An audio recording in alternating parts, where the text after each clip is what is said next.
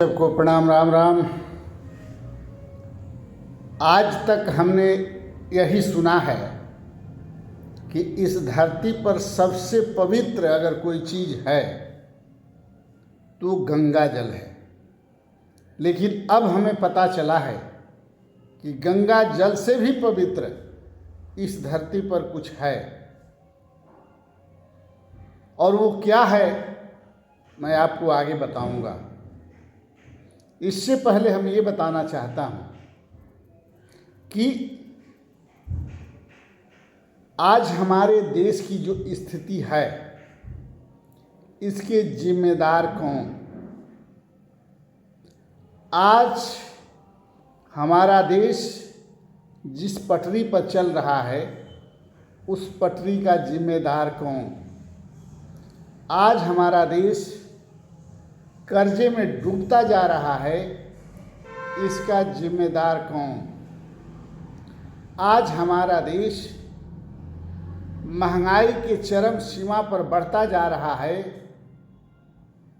इसके दोषी कौन। आज हमारे गृह कर, पानी कर और बिजली कर तिगुना से चौगुना होता जा रहा है, इसका दोषी कौन। आज खाद के लिए और 5 किलो अनाज के लिए लाइन में खड़ा होना पड़ता है और 2000 रुपये के लिए बैंक के लाइन में खड़ा होना पड़ता है। दिन दिन भर अपना नुकसान करके लोग लाइन में खड़े रहते हैं, इसका दोषी कौन। देश से रोजगार का नामो निशान मिट गया, इसका दोषी कौन। देश में प्राइवेट कंपनियां बंद कर दी गई, इसका दोषी कौन।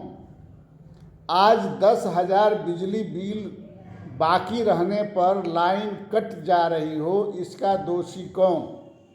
पहले लाख लाख, 2-2 लाख, 4-4 लाख, 10-10 लाख रुपया बकाया बिल रहने के बाद भी लाइट काटी नहीं जाती थी। आज 5,000 आज का आपका बिजली बिल हुआ, कल आपकी लाइन कट जाती है। इतनी महंगी व्यवस्था के बाद भी कोई सुख सुविधा नहीं है। आप 2 फेस का अगर फ्रिज चलाते हैं, मोटर चलाते हैं या बल्ब जलाते हैं, ट्यूबलाइट जलाते हैं तो आपके यहाँ छापा पड़ता है और पावर बढ़ाने की बात होती है। जबकि पावर तब बढ़ता है जब आप 3 फेस लेते हैं, तब कमर्शियल लेना पड़ता है। जब आपके घर में चक्की चलती है, आटा चलता है, दाल जलता है या पानी चलाने की मशीन है या बड़े कल कारखाने हैं, तब। आज बड़े बड़े व्यापारियों के यहाँ कोई छापा नहीं पड़ रहा है। आज छोटे छोटे उन गरीबों के पास छापा पड़ रहा है जिनके घर रहने के लिए घर नहीं है। उस घर में एक झोपड़ी है, उस झोपड़ी में एक बल्ब लटका हुआ है, उसका बिल लाखों लाख आ रहा है। और कुछ ऐसे भी लोग हैं जिनका तार खंभे से 10 साल पहले कट चुका है, फिर भी उनके घर बिल आ रहा है और लाखों लाख आ रहा है। रोज़ मालिक के पास फ़ोन आ रहा है, रोज़ बिजली बिल की वसूली आ रही है। हम समाज से पूछना चाहते हैं, इसका दोषी कौन। अगर हम चाय वाले को प्रधानमंत्री बनाकर कोई गलती किए हैं तो इसका दोषी कौन। अगर हम बिजनेसमैन को प्रधानमंत्री बनाने का काम किए हैं तो इसका दोषी कौन।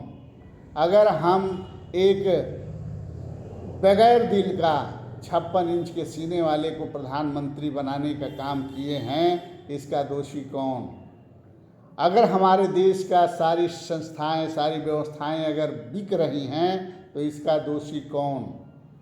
अगर हमारे देश के सरकारी स्कूल बंद हो रहे हैं तो इसका दोषी कौन।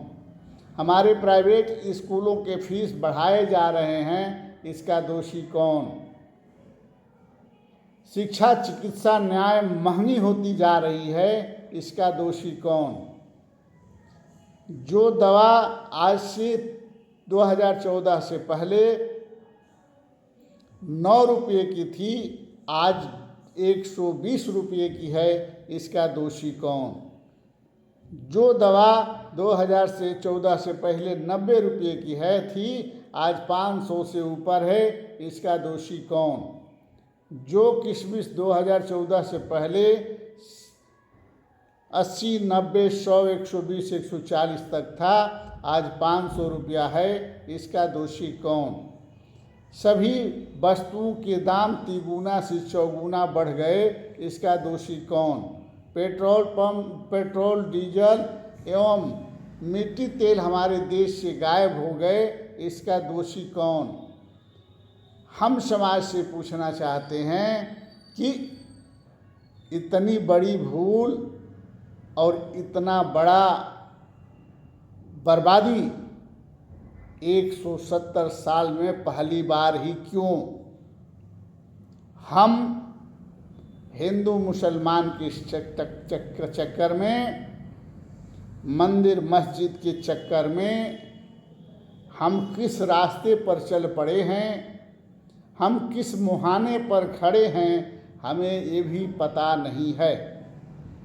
हम जिस मुहाने पर खड़े हैं, कब हमारी जान जाएगी, इसका भी पता नहीं है। गाड़ी चलाते हुए, पानी भरते हुए, नल चलाते हुए, खंभे पर चढ़े हुए, छत पर खड़े हुए, दौड़ते हुए, जिम करते हुए, पढ़ते हुए, भोजन करते हुए हार्ट अटैक हो जाना, इसकी जिम्मेदारी कौन? इसका जिम्मेदार कौन? इस पर न मेडिकल विभाग का ध्यान है, न सरकार का ध्यान है। रोज़ जनसंख्या कम हो रही है, रोज़ हार्ट अटैक से मरने वालों की संख्या बढ़ रही है। इस पर किसी का कोई ध्यान नहीं है। इसका दोषी कौन? जो हमारे देश में नहीं हुआ वो आज हो रहा है। इसका दोषी कौन? एक निर्भया कांड होने के बाद पूरे देश में बवाल मचा और कांग्रेस की सरकार चली गई, जिसमें राहुल गांधी जी ने निर्भया को विदेश तक इलाज कराने को भेजा और उसके परिवार को सारे सुख सुविधा देने का काम किया और उनके दोषियों को सज़ा मिली। फिर भी उनकी सरकार चली गई। आज रोज़ निर्भया कांड हो रहा है और कोई भी कार्रवाई नहीं होती है, कोई भी मोमबत्ती नहीं जलाई जाती है, कोई भी जुलूस या किसी तरह का कोई विरोध नहीं होता है। इसका दोषी कौन? हमारी बातों को बुरा मत मानिएगा। जब जब मैं दुकान पर जाता हूँ, दवा की बात करता हूँ, मेवा मिष्ठान की बात करता हूँ, दूध मलाई की बात करता हूँ, और जब महंगाई हमें तिगुना चौगुना लगती है तो हमें वीडियो बनाने पर मजबूर कर देती है। जिस गली से गुजरो उस गली में बलात्कार दिखता है, जिस गली से गुजरो उस गली में आशिक दिखता है। आशिक कोई भी हो सकता है। सभी बातों को ध्यान में रखते हुए हम ये बताना चाहता हूँ कि गंगा जल से भी पवित्र कौन? गंगा जल से भी पवित्र मोबाइल है। जो बाथरूम में जाता है, लैट्रिन में जाता है, शमशान घाट पर जाता है, जो सभी जगह से जाकर लौट के आता है और बिना नहाए किचन तक पहुंच जाता है, मंदिर तक पहुंच जाता है, भगवान के चरणों तक पहुंच जाता है। इस मोबाइल से पवित्र इस धरती पर अब कुछ भी नहीं रहा, कुछ भी नहीं रहा, कुछ भी नहीं रहा। इंसान भी जब मंदिर जाता है या किचन में जाता है तो नहा कर जाता है, लेकिन मोबाइल बिना नहाए सभी गंदगियों से स्पर्श होते हुए, सभी जगहों से घूमते हुए वो किचन तक पहुंच जाता है और उसको न सास रोक लगा सकती है, न ससुर लोग रोक लगा सकते हैं, न माँ, न बाप, न भाई, कोई भी उस पर रोक नहीं लगा सकता है।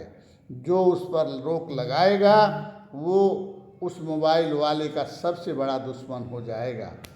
इस पर आप लोगों को विशेष ध्यान देना चाहिए और देश को गंदगी से बचाने में सहयोग करना चाहिए।